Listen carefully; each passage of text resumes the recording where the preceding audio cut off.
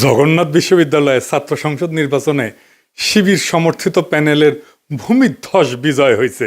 আলহামদুলিল্লাহ। ছাত্রদল সমর্থিত প্যানেলের ভিপি ক্যান্ডিডেট ফাইট দিছে, তাও শেষ রক্ষা হয় নাই। যদিও ছাত্রদল প্যানেলের ভিপি ক্যান্ডিডেট কিন্তু গণ অধিকার পরিষদের, ছাত্রদল করা ছাত্র না। শিবির সমর্থিত প্যানেলের জন্য শুধু না, এটা জগন্নাথ বিশ্ববিদ্যালয়ের জন্য একটা ইতিহাস যে এটা জগন্নাথ বিশ্ববিদ্যালয়ের প্রথম ছাত্র সংসদ নির্বাচন। সকল জরিপ, বড় দল, বাঙ্গ মিডিয়া, বাঙ্গ সুশীল এবং গোয়েন্দা সংস্থার পরিকল্পনা ব্যর্থ করে দিল সাধারণ ছাত্রছাত্রীরা এইভাবেই। পুরনো আচার ব্যবহার দেখে এই সাধারণ ছাত্রছাত্রীরা তারা ছাত্রলীগের চাইতে কিংবা ছাত্র দলের চাইতে কিংবা অপরাপর সংগঠনগুলির চাইতে তাদেরকে ভালো মনে করেছে, ভোট দিয়েছে।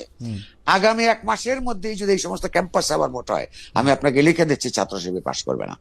ইদানিং তো আবার জরিপ চলতেছে, জরিপে দেখা যায় বিএনপি ছাড়া কথা নাই। 70% লোক নাকি বিএনপিরে ভোট দিবে। এমিনেন্স একটা জরিপ করেছে, ওর মালিক আমার মেডিকেলের 3 বছরের জুনিয়র জাসদ করেছিল। ওর এনজিও হেলথ নিয়ে কাজ করে ওই এমিনেন্স, এখন নতুন ধান্দাবাজিতে নামিছে। শামীম শুনো, 70% লোক বিএনপিরে ভোট দিবি, হদ দিবি, পাশা পাইতে দিলে হোগাত ছাপ্পা দিয়ে দিবি, ব্যালটে দিবি পাবলিকে। এই জগন্নাথের ইলেকশন নিয়েও জরিপ করেছিল, কইছিল ছাত্রদল জিতবি। সেটা আবার বাসস, তার মানে বাংলাদেশ সংবাদ সংস্থা ছাপিয়েছিল, মানে সরকারি সংবাদ সংস্থা। এটি মাহবুব মোর্শেদকে চাকরি দিছে আসিফ নজরুল। পুরা আওয়ামী লীগ আমলে আওয়ামী লীগের সাথে সিস্টেম করে চলিছে। মাঝে মাঝে কুরকুরে নিয়ে উঠলে আমার নিয়ে স্ট্যাটাস মারতো, এটা আছে না সুশীল গেরে একটা কুরকুরে নিয়ে আছে, পিনাকিরে নিয়ে স্ট্যাটাস মারে, আসলে আওয়ামী লীগ, কিন্তু মাঝে মাঝে আবার ভাব দেখায় আমি আওয়ামী লীগ না। ওরে নিয়ে এমডি বানাইছে বাসসের, মানে বাসসের এমডি হবে সাংবাদিকতার সিনিয়র সাংবাদিক, তা না ওক নিয়ে বসেছে। এইভাবে আসিফ নজরুল বহুত বালসালরা চাকরি দিছে, এখন সব কয়টা বিএনপির সার্ভিস দিতেছে, এইভাবে সার্ভিস দিতেছে। এরা জানে বিএনপি ক্ষমতা না আসতে পারলে হোগাত লাথি দিয়ে খেতাবে, তাই হোগা দিয়া পাহাড় ঠেলিচ্ছে, যেটি লাথি খাবি সেটা দিয়া পাহাড় ঠেলিচ্ছে। এইগুলা এভাবে পুরা প্রফেসর ইউনূসের প্রশাসন বিএনপির জন্য খাটিচ্ছে, অভিনব উপায়ে খাটিচ্ছে। এটা কথা কয়ে নি, প্রফেসর ইউনূসের প্রশাসন উপদেষ্টা মণ্ডলী শুনেন, মন দিয়ে শুনেন। বৃহত্তর বিএনপির প্রফেসর ইউনূসের উপদেষ্টা পরিষদের শাখার সদস্যরা এবং প্রশাসনে বিএনপির লেসপেন্সাররা শুনে রাখেন, আপনারা রাষ্ট্রের কর্মচারী, ওই রাষ্ট্রের মালিক জনগণ, বিএনপি না। মাথায় রাখেন, একদিন না একদিন জনগণের সরকার আসবে ক্ষমতা, সেদিন কিন্তু কোনো ছাড় পাবেন না। সেই সরকার প্রফেসর ইউনূসের সরকারের মতো ধ্বজভঙ্গ সরকার হবে না, সেই সরকার হবে জুলাইয়ের আগুনে উদ্দীপ্ত সরকার। হোগার চামড়া কিন্তু তুলে নেওয়া হবে, মাইন্ডেড, পলাহে পারবেন না। রাষ্ট্রের কর্মচারী হিসেবে নিরপেক্ষ থাকবেন, সামান্যতম পক্ষপাতিত্ব করবেন তো সেইটার কাফফারা দিতে হবে, মাপ নাই, সেই কাফফারা ভয়ঙ্কর হবে, সরি কওয়ার কলার টাইম পাবেন না। এবার আসেন আমরা দেখি কেন ছাত্রদল এভাবে হারিচ্ছে, আর নাম হয়েছে হারু পাট্টি। হ্যাঁ বুঝে চাও। এই আলাপগুলো আমরা অনেক আগের থেকেই করিচ্ছি। প্রথম কারণ হইতেছে তাদের দীর্ঘদিন ছাত্রদলে কোনো রিক্রুটমেন্ট নাই, নতুন ছাত্র ঢোকেনি, না ঢুকলে দল থেকে আওয়ামী বিরোধী ছাত্র রাজনীতি তো বন্ধ থাকে নাই, তাই না? ওরা কয় যে শিবির আছে কারণ ওরা গুপ্ত রাজনীতি করছে, তা আওয়ামী বিরোধী ছাত্র রাজনীতি কি বন্ধ ছিল? ছাত্রলীগের লুঙ্গির তলে ছিল নাকি শিবির? নূরের দল তাইলে কেমনে তৈরি হইল? নাহিদ আসিফরা কিভাবে তৈরি হইল? ওরা তো গুপ্ত রাজনীতি করে নাই, শিবির প্রকাশ্য রাজনীতি করে নাই, কারণ সে বিপ্লবী রাজনীতি করছে। বিপ্লব মানে এক্সিস্টিং সিস্টেমের রাপসার, এটার ভেঙে ফেলতে হয়। যেই শক্তি প্রকাশ্য সে ইতিমধ্যে রাষ্ট্রীয় নজরদারির ভিতরে থাকে, তাই সে রাপসার করতে পারে না এক্সিস্টিং সিস্টেমকে, বিপ্লবী হইতে পারে না। বিপ্লব মানে অসম লড়াই, এইখানে ট্রান্সপারেন্সি থাকাটা আত্মঘাতী, গোপনীয়তা এখানে নৈতিকতা না, এইখানে স্ট্রাকচারাল নেসেসিটি। বিপ্লবী হইতে হইলে তাকে গোপনে রাজনীতি করতে হবে। এই কাজটা করেছে শিবির, সেই জন্য বিপ্লবী ক্যারেক্টার নিয়ে দাঁড়াইছে, সেই জন্যই তারা এই ভূখণ্ডের ইতিহাসে সবচেয়ে শক্তিশালী ছাত্র সংগঠন হিসেবে উত্থিত হয়েছে। গুপ্ত ছিল, ছাত্রলীগের লুঙ্গির তলে ছিল, এইসব বইলা লাভ হয়েছে কোনো বালটা হয়েছে, হয় নাই, হবেও না। এইবার দ্বিতীয় ইস্যু, বিএনপির ভুল রাজনীতি। ভুল বলাটা ঠিক না, মানে যেই রাজনীতি করতেছে মুক্তিযুদ্ধের চেতনা মারাইতেছে, সেটা আত্মঘাতী হইতেছে। ক্রমাগত তারা মুক্তিযুদ্ধের চেতনা ডুবন্ত নৌকায় চইরা নিজের রাজনৈতিক ভবিষ্যৎকে ধ্বংস করিচ্ছে। মানুষজন এই কথা আওয়ামী লীগ আর বামেদের কাছে শুনিছে তো, এখনো শুনে, তাই না? এতদিন 15 বছর ধরে শুনিছে, মাইক লাগে শুনিছে। তারা এই কথার প্রতিধ্বনি যখন বিএনপির কাছে শুনে, সে তখন মনে করে আরে এটা তো আওয়ামী লীগ, এটাই তো ইন্ডিয়ার বন্ধু। আর সত্যি সত্যি যখন ইন্ডিয়ানদের উচ্ছ্বাস দেখে তারেক রহমানকে নিয়ে, আর তারা প্রকাশ্যেই বলে তারেক রহমান আর বিএনপি তাদের পছন্দের দল, তখন মানুষ দুয়ে দুয়ে স্যার মিলায়। সুবীর ভৌমিকের কথাটা আবার শুনেন, এডিটর সাহেব শুনান। ভারত বাংলাদেশে কোন সরকার চাইবে? খুব সোজা উত্তর আমি তোমায় দিয়ে দিচ্ছি। Awami League is not in election, next best option is BNP, obviously not Jamaat. তারা অলরেডি 50 লাখ লোক নিয়ে জেহার টেয়াদের হুমকি দিচ্ছে, ফলে জামাত অবভিয়াসলি ইন্ডিয়া চাইবে না। অত অনেক কথা, ডিপ্লোম্যাটিক কথা বলে তো লাভ। কানেকশনটা হচ্ছে 71। আমরা একসাথে, আমার সৈন্য এবং মুক্তিযোদ্ধারা রক্ত ঝরিয়েছে, সেই সুবাদে Awami League. This is the historical fact. তো এই জায়গাতে হঠাৎ করে আজকে অন্য কিছু ডাইনামিক্স চলে আসবে, এটা তো আশা করাটাও ভুল।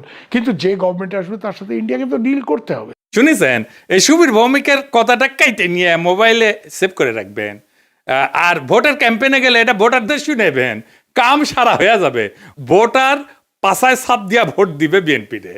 আর তার উপরে যদি দেখে সেই আওয়ামী লীগের অলিগার্ক লবণ কামালদের সাথে তারেক রহমানের হাত মিলায়, তখন পাবলিকে বুঝা যায় এইটা সেই আগের বন্দোবস্ত। আমরা হাসিনাকে তাড়াইছি, কিন্তু তার তৈরি বন্দোবস্ত এখনো আছে, আর এই বন্দোবস্তের মালিকানা নিছে বিএনপি। আওয়ামী লীগের এই বন্দোবস্ত, এই শক্তি বিএনপিকে আশ্রয় করে আবার শক্তি নিয়ে ফিরে আসতেছে, যেন আপা শর্ট করে ঢুকে যাইতে পারে। ইউনিভার্সিটিগুলোতে বিএনপির এই অবস্থা হইতো না যদি আমার চাইনিজ বুদ্ধি নিত। সেটা তো বিএনপি শুনবে না, সে শুনবে ভুট্টো সাহেবের কথা। যাই হোক, আমার ক্ষুদ্র ভাতারা কবে আন্নার কাছে দাদা সব স্ট্র্যাটেজি থাকে না, তা থাকে না। তাই স্ট্র্যাটেজি আমি বানাইবার পারি, কয়া দিতেছি, কমো কয়া দি। এখন তো কয়া দিলেও কোনো লাভ করবার পারবি না, কিন্তু কয়া দি যে কেমনে এটা করা যায় গেল নি। আসেন এটা শুনি দেখি, মজা পাবেন কলে। ছাত্র দলে যে রিক্রুটমেন্ট নাই, এটা তারেক রহমান সহ সব বিএনপি নেতারা জানে, স্থায়ী কমিটির সবাই জানে, স্বীকার করে। কিন্তু এইটারে কেমনে ম্যানেজ করবে সেটা জানে না। এই প্রসঙ্গে একটা প্রফেশনাল গল্প বলি আর কি, খুব বেসিক কনসেপ্টের গল্প আর কি। প্রোডাক্ট লাইফ সাইকেলের মার্কেটিংয়ের একটা খুব বেসিক কনসেপ্ট। কি সেটা? যে কোনো প্রতিষ্ঠানের, মানুষের, দলের, পণ্যের একটা লাইফ সাইকেল থাকে বা জীবন চক্র থাকে। মানে জন্ম, বেড়ে ওঠা, তারুণ্য, যৌবন, বার্ধক্য, মৃত্যু, মানুষের যে জীবন চক্র ঠিক তেমন একটা দলের বা পণ্যের ঠিক এরকম লাইফ সাইকেল বা জীবন চক্র থাকে। প্রথমে এটাকে বলা হয় ইন্ট্রোডাকশন বা উদ্ভব পর্ব, গ্রোথ বা উত্থান পর্ব, ম্যাচুরিটি বা আধিপত্য পর্ব, ডিক্লাইন বা পতন পর্ব। শিবির আছে উত্থান পর্বে, ছাত্রদল আছে পতন পর্বে। বুঝছাও? এইটা সব দেখে দেন কে কোনটি আছে। এই লাইফ সাইকেলকে চাইলে এক্সটেন্ড করা যায়। ম্যাচুরিটিতে আসলে আলাদা স্ট্র্যাটেজি নিতে হয়, যেন আবার নতুন কইরা সে উত্থান পর্বে চলে যেতে পারে। এই পতন পর্ব শুরু হইলেও আবার তাকে উত্থান পর্বে নিয়ে যাওয়া যায় কলে কিছু কিছু বিশেষ ক্ষেত্রে, কিন্তু একটা জায়গা আনা যায় না। সেটা হইতেছে হিস্টোরিক্যাল লেজিটিমেসি কোলাপস যদি হয় পলিটিক্যাল পার্টির ক্ষেত্রে। এটা শুনতে খটোমটো লাগলেও সোজা কলে, খুবই সোজা। মানে আমি যা বইলা আমার বৈধতা আনিছি তার উল্টা কাজ করলে লেজিটিমেসি কোলাপস হয়। এইটা ছাত্রদল আর বিএনপি দুইটারই হয়েছে। বিএনপি মুক্তিযুদ্ধরে তার পলিটিক্যাল অ্যাঙ্কার বানাইছে, উটি খুঁটি গাড়িছে, কিন্তু বিএনপি ছিল আওয়ামী লীগের মুক্তিযুদ্ধের বয়ানের অ্যান্টিথিসিস। মুক্তিযুদ্ধ হয়েছে বাঙালি জাতীয়তাবাদের স্লোগান নিয়ে, তাই না? সংবিধানে তো ঢুকেছে। তো বিএনপি আসছে বাংলাদেশি জাতীয়তাবাদ নিয়ে। মুক্তিযুদ্ধের চেতনা ছিল ধর্ম নিরপেক্ষতা, বিএনপি আনিছে পরম করুণাময় আল্লাহ তাআলার উপর পূর্ণ আস্থা এবং বিশ্বাস। আওয়ামী মুক্তিযুদ্ধের লক্ষ্য ছিল সমাজতন্ত্র, বিএনপি কইছে না না, সমাজতন্ত্র মানে যদি হয় অর্থনৈতিক এবং সামাজিক ন্যায় বিচার, তাইলে ঠিক আছে, অন্য সমাজতন্ত্র আমি মানি না। বিএনপি ওইটা নিয়ে লেজিটিমেসি পাইছিল, ওই লেজিটিমেসি কোল্যাপস করেছে 2024-এর 5ই আগস্টের পরে, যখন মুক্তিযুদ্ধ। এই জন্যই বিএনপি জিততে পারবে না সামনের ইলেকশনে। কিন্তু ছাত্রদল এটা ডিক্লাইন ফেজে গেছে আরো আগেই, মানে বিএনপির লেজিটিমেসি কোলাপস করার আগেই গেছে। সেই জন্য আমি কইতেছি যে কিভাবে বিএনপি যদি লেজিটিমেসির কোলাপস না হইতো তাইলে ছাত্রদলকে বাঁচাইতে পারতো, এখন সে চাইলেও পারবে না বাঁচাইতে। কেমনে পারত? প্রথমে ছাত্র দলকে বিলুপ্ত করে দিতে হইতো, থেকে লাভ নাই, কারণ দল তো নাই, সমর্থন নাই, রিক্রুটমেন্ট নাই, থেকে লাভ কি? ভোটে জিতে না, হারু পাট্টি। তাইলে এটারে বিলুপ্ত কইরা সবাই রে বৈষম্য বিরোধী ছাত্র সংগঠনে একীভূত করতে হইতো। এটা হইলে বৈষম্য বিরোধী ছাত্র সংগঠনের সবচেয়ে বড় স্টেক হোল্ডার হইতো ছাত্র দল থেকে আসা লোকগুলা। বৈষম্য বিরোধী ছাত্র সংগঠনই হইতো বিএনপির গণছাত্র সংগঠন। সে আরো বৃহত্তর ঐক্যের চেষ্টা করতো, ছাত্র অধিকার পরিষদকে নিত, ইনকিলাব মঞ্চকে নিত, এরকম ছোটখাটো দলগুলোকে সে ঢুকায় ফেলতো, একীভূত করে ফেলতে পারতো। তাইলে শিবিরের একটা শক্তিশালী বিরোধী দল দাঁড়াইতো। এটা হইলে শিবিরের সাথে শক্ত ফাইট দিতে পারতো, অনেক জায়গায় জিতেও যেতে পারতো। আর যে রিক্রুটমেন্টের গ্যাপ তৈরি হয়েছে সেটা পূরণ হইতো, কারণ এই বৈষম্য বিরোধী ছাত্ররা তো ছাত্র দল করে না, এরা তো নতুন তরুণ, আরো তরুণ, এরা ঢুকতো, তাইলে তার গ্যাপটা পূরণ হইতো। এখন ইলেকশন হইতেছে আর মারা খাইতেছে বিএনপি, নামই হয়ে গেছে হারু পাট্টি। এখন আমার ক্ষুদ্র ভাতারা একটা বিরাট কোশ্চেন করে ফেলতে পারে আমাকে, আমি কালে ডরে আছি। হ্যাঁ, যে কয় যদি দাদা দলে যদি এইভাবে লাইফ সাইকেলের মধ্যে যায়, উত্থান পতনের মধ্যে দিয়া যায়, তাহলে তো আমেরিকা রিপাবলিকান আর ডেমোক্রেটদের মইরা ভূত হয়ে যাওয়ার কথাই ছিল। এইগুলো তো ভালোই টিকে আছে। তো মাঝে মাঝে বুঝছাও আমার মনে হয় যে আমি দিনে 4-5টা করে ভিডিও বানাই, ব্যানে এগুলো ব্যাখ্যা করি। মেলা কোশ্চেন আছে সবার মাথার, তাই না? হ্যাঁ, এটা খুব ইন্টারেস্টিং প্রশ্ন করে করেছেন আপনারা, না করলেও কয়ে দিলাম, তাই না? আসেন এবার বুঝে দেখি। আমেরিকান রিপাবলিকান আর ডেমোক্রেটিক পার্টি এটা স্বাভাবিক রাজনৈতিক দল না, ওইগুলো কার্যত রাষ্ট্রের ভেতরে একটা ইনস্টিটিউশনালাইজড পাওয়ার মেকানিজম। এটা কি? এটা প্রতিষ্ঠান হয়ে গেছে, এটা দল নাই, এটা রাষ্ট্রের সাথে একীভূত হয়ে গেছে, অনেকটা চাইনিজ কমিউনিস্ট পার্টির মতো। তাই ওদের পতন হয় না, ওদের রূপ বদলায়। এই যে লাইফ সাইকেল থিওরি, যে জীবনচক্র থিওরি যেটা কইলাম, এটা কাজ করে হয়েছে, এটা ক্লাসিক রাজনৈতিক দলের মতো, ক্লাসিক রাজনৈতিক দল যেগুলো আদর্শিক দল বা ক্যারিসমেটিক লিডার আছে, যেমন মুজিবের দলের মতো, জামাতের মতো, শিবিরের মতো, কমিউনিস্ট পার্টির মতো, রেভলিউশনারি বা পোস্ট কলোনিয়াল দল কংগ্রেসের মতো, এবং দুর্বল রাষ্ট্র কাঠামোর দেশে Bangladesh, Pakistan, Africa, Latin America, এই সমস্ত জায়গায় এই সমস্ত থিওরি খাটে দলগুলোর ক্ষেত্রে। কংগ্রেসের মরে যাওয়া দেখে বুঝতে পারতেছেন, বিজেপির উত্থান থেকে বুঝতে পারতেছেন। আমেরিকান পার্টিগুলো আলাদা, রিপাবলিকান পার্টি, ডেমোক্রেটিক পার্টি, কোনোটাই কোনো ইডিওলজি না, কিন্তু কোনোটা একজন লিডারের উপরে দাঁড়ানো না, আদর্শিক নেতা নাই, কোনোটা একটা শ্রেণীর একচ্ছত্র প্রতিনিধি না, বরং এরা হইলো একটা নির্বাচনী ঐক্যের একটা ফ্রন্ট। এবং এরা কখনো পতন হয় না কয়েকটা কারণে, আমি এটা করে বলি। এক নম্বর হইতেছে 2 পার্টি সিস্টেম, এখানে 3 নাম্বার পার্টি এসে ক্ষমতার অংশ হওয়া এক্সট্রিমলি ডিফিকাল্ট। সেই জন্য এই 2 পার্টির বাইরে আসলে কেউ যাইতে চায় না, রিস্ক নেয় না। আমেরিকার মানুষ রাগ করলে নতুন দল বানায় না, পুরানো দলের ভিতরে ঢুকে সেটা বদলানোর চেষ্টা করে। এবং আপনি দেখবেন রিপাবলিকান এবং ডেমোক্রেটিক পার্টি দুটেরই বদল হয়েছে ভিতর থেকে মেলাবার, 1-2 বার না।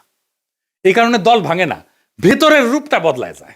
এখানে পার্টি মানে কিন্তু দর্শন, আদর্শ না। রিপাবলিকান মানে একটা জিনিস না, কিন্তু একটা পার্টি না। এর মধ্যে রিগানের কনজারভেটিভ পার্টি আছে, বুশের নিউকন আছে, ট্রাম্পের পপুলিস্ট পার্টি আছে, ন্যাশনালিস্ট পার্টি আছে। ডেমোক্রেটিক মানেও এক জিনিস না। ক্লিন্টনের নিও লিবারেল আছে, ওবামার টেকনোক্রেটিক পলিটিক্স আছে, বার্নি স্যান্ডার্সের ডেমোক্রেটিক সোশ্যালিস্ট আছে। তাই ভেতরের আইডিওলজিকে নেতৃত্ব দিচ্ছে, সেই আইডিওলজিটা বদলায়, কিন্তু পার্টি থাকে। আর একটা জিনিস হচ্ছে স্টেট পার্টি, একটা ফিউশন হয়েছে আমেরিকা, পার্টি আর স্টেট একসাথে মিলে গেছে। যেমন ধরুন কংগ্রেস ককাস বলে একটা জিনিস আছে, যেখানে 2 পার্টি একসাথে কাজ করে। স্টেট গভর্নর নেটওয়ার্ক যেটা, সেখানে 2 পার্টি একই সাথে সমান শক্তিশালী। থিঙ্ক ট্যাঙ্ক, তারপরে যে ডোনারদের ক্লাস, মিডিয়ার যে ইকোসিস্টেম, সব কিছু মিলে এটা একটা সংগঠন না, এটা একটা পাওয়ার ইনফ্রাস্ট্রাকচার হয়েছে। আমেরিকান এলিটদের যে কনফ্লিক্ট, এইটা ম্যানেজ করা হয় এই 2 পার্টির এই সিস্টেমের মধ্যে দিয়া। এই 2 দল আসলে এলিটদের মধ্যে পাওয়ার শেয়ারিং মেকানিজম। জনগণের যেটা ক্ষোভ, এটাকে ইনস্টিটিউশনাল চ্যানেলের মধ্যে ঢুকে দেয়। আর এরা ক্রাইসিসে ভেঙে যায় না, রিব্র্যান্ড করে নিজেদেরকে। যেমন ধরেন ভিয়েতনাম যুদ্ধের পরে ডেমোক্রেটদের রিফর্ম হয়েছিল, সিভিল রাইট মুভমেন্টের পরে রিপাবলিকানরা একটা সাউদার্ন স্ট্র্যাটেজি নিয়েছিল, 2016-তে সেটাতে ট্রাম্পের নতুন তত্ত্ব, এই পপুলিস্ট তত্ত্ব নিছে। তারা ইডিওলজিক্যাল রিসাইক্লিং করে। তার মানে কি ওরা কখনো মরবে না? মরবে, কিন্তু পার্টির নাম মরবে না, ভেতরের আত্মা মরে যাবে। আজকের রিপাবলিকান পার্টি লিঙ্কনের রিপাবলিকান পার্টি না, আইসেনহাওয়ারের রিপাবলিকান পার্টি না, আজকের ডেমোক্রেটিক পার্টি জন এফ কেনেডির ডেমোক্রেটিক পার্টি না, বা ফ্র্যাঙ্কলিন রুজভেল্টের ডেমোক্রেটিক পার্টি না। কিন্তু লেভেলটা টিকে থাকে দলের, কারণ লেভেলটাই পাওয়ারের টিকিট। বাংলাদেশের দল মানে রাজনীতি, আমেরিকায় দল মানে রাষ্ট্র পরিচালনার সফটওয়্যার। সফটওয়্যার তো আপডেট হয়, ডিলিট হয় না, ইনকাই আর কি। সেই জন্যে এগুলা ডিক্লাইন হয় না। তো জগন্নাথ বিশ্ববিদ্যালয়ের নতুন ছাত্র সংসদকে অভিনন্দন। এই বিজয় কোনো দলের কিন্তু একক বিজয় না, এটা সাধারণ ছাত্রছাত্রীদের বুদ্ধিবৃত্তিক বিদ্রোহের ফল। আপনাদের সামনে কাজ অনেক। আপনাদের ক্যাম্পাসে এখনো পর্যাপ্ত ক্লাসরুম নাই, পর্যাপ্ত টয়লেট নাই, বিশেষ করে নারীদের টয়লেট নাই, স্যানিটেশন সংকট আছে, আবাসন নাই, ক্যান্টিন নাই। এই সমস্যাগুলো আজও সমাধান হয়নি, কারণ এগুলো কখনোই রাষ্ট্রের কাছে অপরিহার্য সংকট হয়ে ওঠেনি। এখন দায়িত্ব আপনাদের এই সংকটগুলোকে দাবি থেকে প্রয়োজন, প্রয়োজন থেকে অনিবার্যতায় রূপান্তর করার। রাষ্ট্র সাধারণত তখনই নৈরাচৈরা বসে যখন বোঝে এই সমস্যার সমাধান না হলে স্বাভাবিক শাসন চলবে না।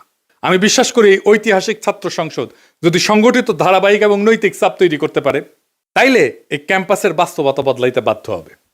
আর একটা কথা পরিষ্কার করিয়া বলি, প্রফেসর ইউনূসের সরকার এবং প্রশাসনকে রাষ্ট্রের কর্মচারীরা কারো দলীয় সম্পদ না। রাষ্ট্রের মালিক জনগণ।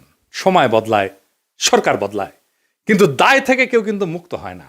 আজ যারা সিদ্ধান্ত নিচ্ছেন যে আপনারা বিএনপির ক্ষমতায় আনবেন এবং বিএনপির লেসপেন্সারি করবেন, আপনাদের মনে রাখা উচিত ইতিহাস কখনো হঠাৎ বিচার করে না, কিন্তু একদিন ঠিকই হিসাব খুঁড়ে নেয়। আর এই ছাত্র সংসদের কাছে আমার প্রত্যাশা একটাই, আপনারা ভবিষ্যতের জন্য রাজনীতি তৈরি করবেন। এই ক্যাম্পাসের ভাষা যদি বদলায়, তাহলে দেশ বদলায় তো সময় লাগবে না। আশা করি আগামী ফেব্রুয়ারিতে আমাদের বন্ধুসুলভ সরকার আসলে আপনাদের যতগুলো সমস্যার কথা বললাম, এই সমস্যাগুলোর সমাধানের জন্য আমি ব্যক্তিগতভাবে আপনাদের সাথে থাকব। ফেব্রুয়ারিতে আমাদের ফ্রেন্ডলি সরকারি ক্ষমতা আসতেছে ইনশাল্লাহ। চান্দাবাজ, ধান্দাবাজ, লুটেরা, ইন্ডিয়ার নব্য লেসপেন্সারেরা ক্ষমতায় আসবে না। আমি যে এপিসোডের পরে ইনকিলাব বলি, ওইটা কিন্তু শুধু স্লোগান না। ইনকিলাব মানে বদল, ইনকিলাব মানে বিপ্লব, ইনকিলাব মানে ভেঙ্গা চুইরা নতুন ভাবে গড়ে তোলা, ইনকিলাব মানে দেশ এবং জাতির জন্য অপরিহার্য হইয়া ওঠা। ইনকিলাব জিন্দাবাদ।